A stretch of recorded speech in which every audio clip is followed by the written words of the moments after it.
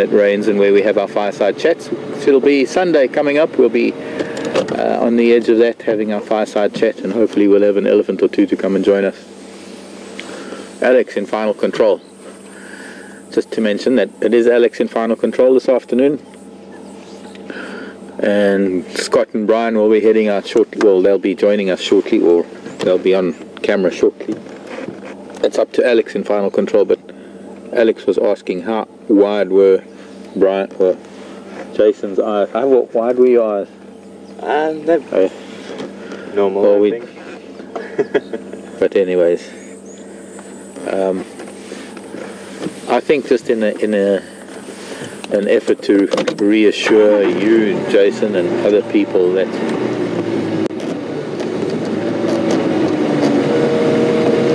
elephant encounters are almost always very, very passive and very, very gentle, and of course it takes a lot to rile them up, but often sometimes people can just approach them the wrong way, or they might have had a bad experience.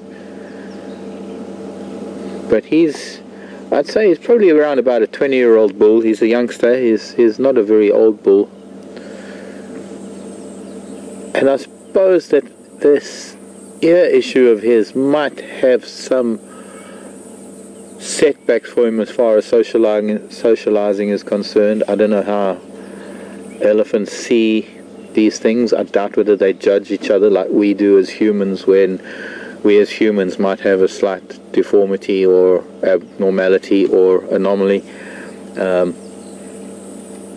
I know that they are very proud of their tusks, and their ears are very, very important in terms of body language and things like that. I'm sure it has nothing to do with the fact that he's out here and he's not with any other ellies that we can see.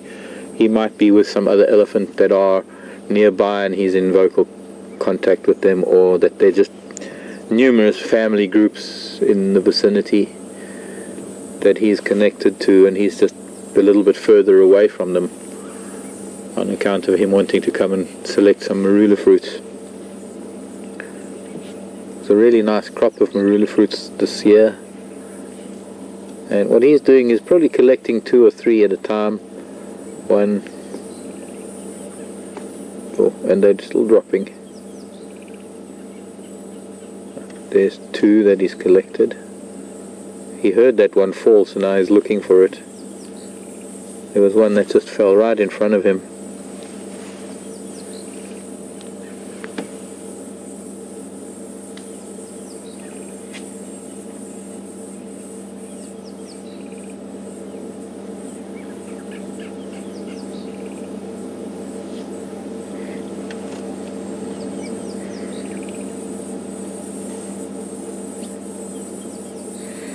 Now his temporal gland might be weeping, but that doesn't necessarily mean that he's in must. He is a young bull.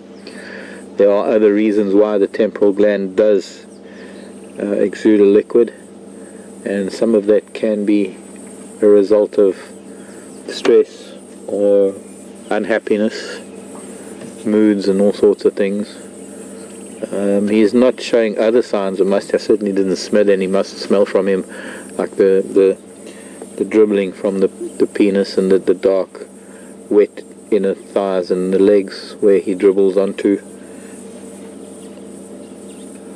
But he's quite a calm little boy.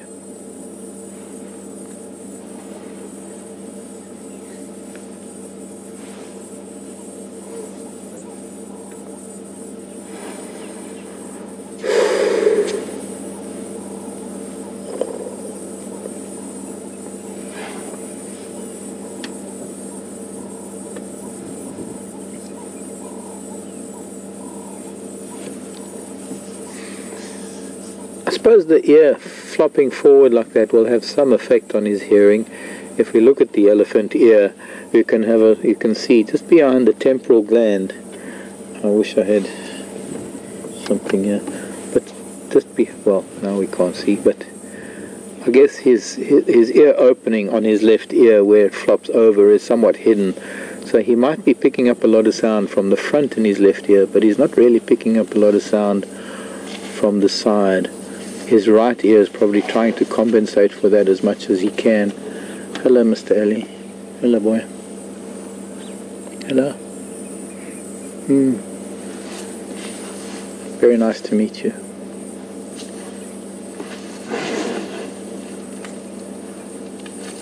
And so now we can actually see, if we look at the ear, I think a lot of people have asked over time, where is the actual ear opening of an elephant's ear? And as you can see, there's nothing behind the ear. It would be pointless to have an opening behind the ear. It's very much like our earlobe. In fact, if you can just imagine sort of putting our earlobe under a rolling pin and flattening it out, that's what it would become. So just behind the, well, if we didn't have a rump, I'd be able to show you.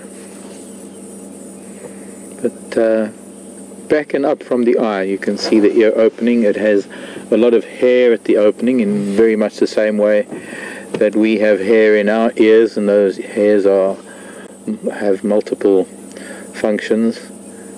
First of all, they are there to prevent foreign bodies from entering our ears, and as the hairs go deeper into our ear, they actually help with the actual hearing that we have,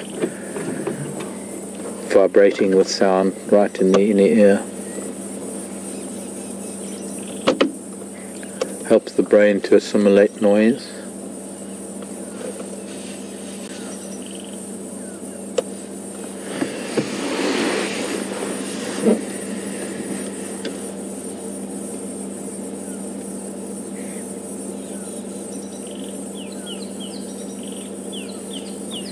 Now with his back to us, he knows that we're here, but it would be really not a really good idea to start up the engine now, because